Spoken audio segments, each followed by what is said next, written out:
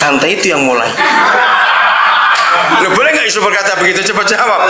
Nggak, bukan Yusuf yang mulai kok. Tante itu yang toel-toel terus dari hari ke hari. Bayangkan. Lalu pikiran Yusuf, wah lumayan ini, istri pejabat eselon 2. Aku nggak mulai, dia mulai. Logikanya pasti koneksi ini. Nasib akan lebih baik. Lo betul tidak? Nasib akan lebih baik. Jawab iya atau tidak kalau dia orang Indonesia? Nggak usah malu-malu. Hebat sekali. Dia nggak, logikanya nggak begitu. Dia tetap ikuti kehendak Tuhan, saudara. Yusuf percaya, bukan dengan cara ini aku punya kedudukan, bukan dengan cara ini aku mengenapi visi yang Tuhan berikan kepadaku. Hebat sekali. Hampir S11 lebih gila lagi S11.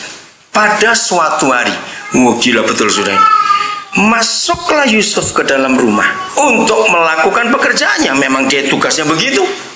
Sedang dari seisi rumah seorang pun tidak ada di rumah. Lalu perempuan itu, Tante Po ini, ya Tante Potifar toh kan, Tante Po saya bilang.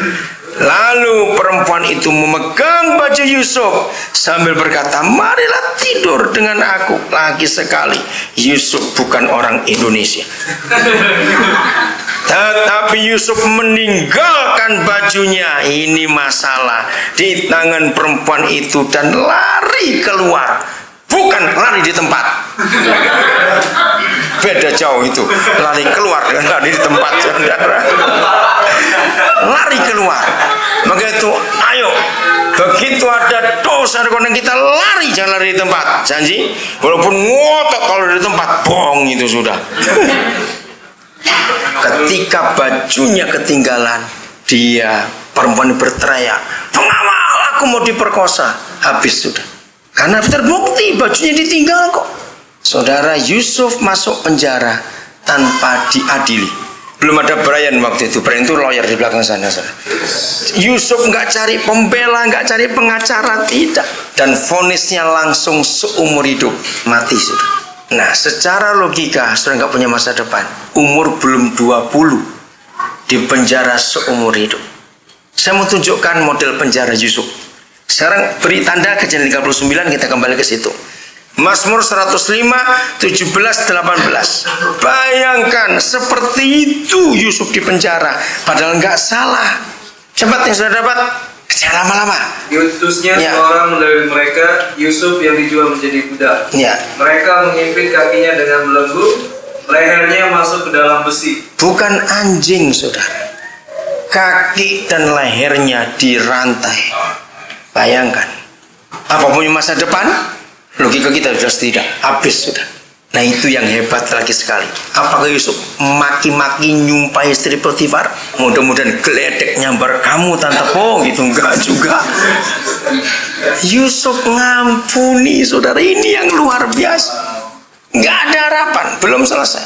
Kejadian 41 ayat 14. Kita akan lihat penjara Yusuf sekarang. Dalam kondisi leher dimasukkan besi, kakinya pun dirantai.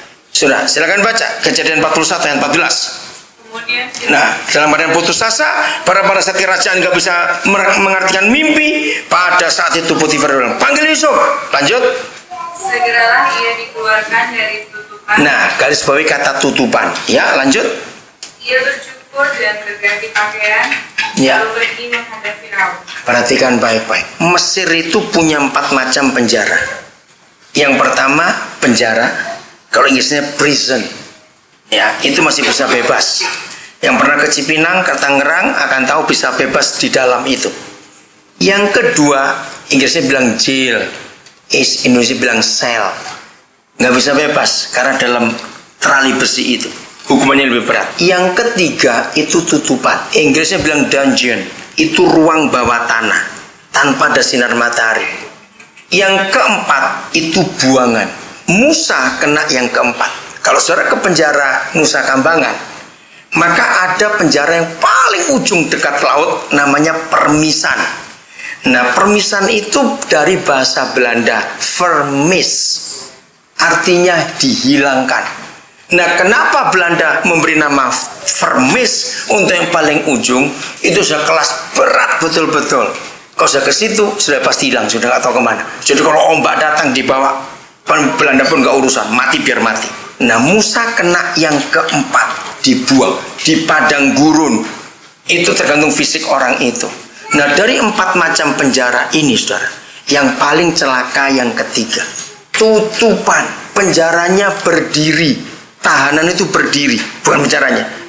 Jadi Yusuf itu ada di tutupan, tidur, kencing, berak, berdiri semuanya. Dalam kondisi itu kaki dirantai, leher dirantai.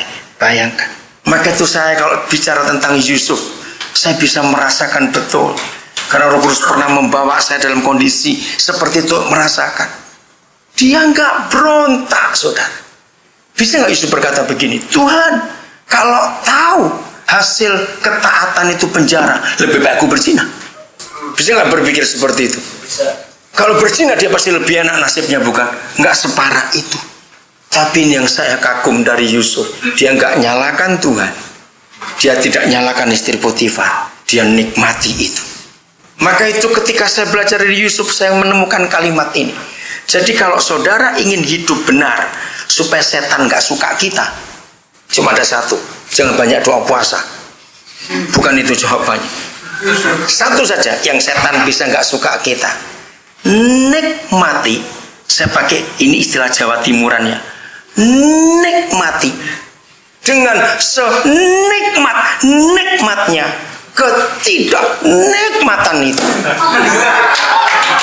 Loh, ulangi. Bisa ngulangi itu? Ayo, 1, pakai ya harus begitu, dialek Jawa Timur sana. 1, 2, 3. Nikmati dengan senikmat-nikmatnya ketidaknikmatan itu. Saya mau main karet terus, orang yang nggak ngomong. Kalau iblis melihat kita hidup dengan motivasi itu, dengan moto itu, setan gak akan datang-datang kepada kita. Buktinya, sampai pada hari terakhir Yusuf, dia dipanggil Tuhan di Kejadian pasal 50. Setan gak pernah balik lagi. Maka itu Yusuf cara baca tidak punya rekor catatan dosa sama sekali.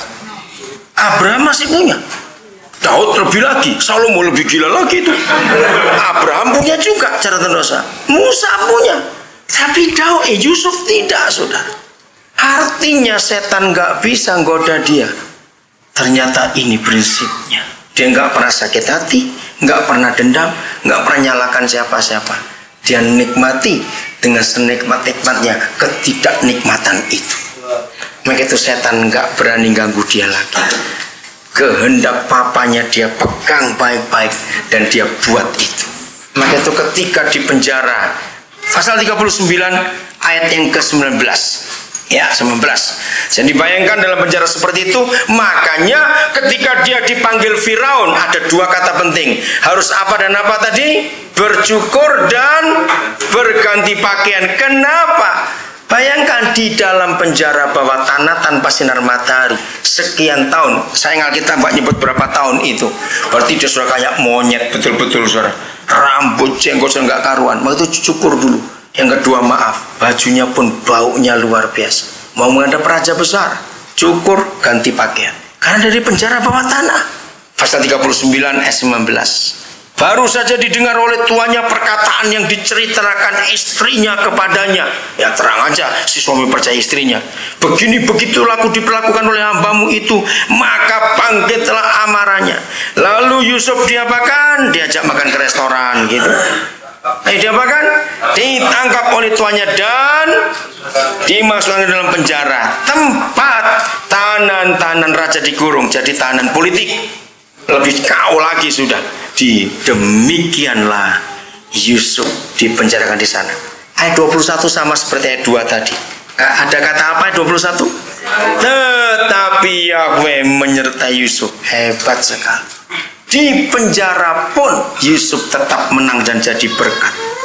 Dan melimpahkan kasih setianya kepadanya. Dan buat Yusuf kesayangan bagi kepala penjara itu. Wah, luar biasa. Disayangi Yusuf itu. Nah di situ setan greget betul-betul. Anak ini hebat sekali. Dibuang ke sumur nggak ngomel. Tante itu yang mulai. Lo boleh nggak Yusuf berkata begitu? Cepat jawab. Enggak, bukan Yusuf yang mulai.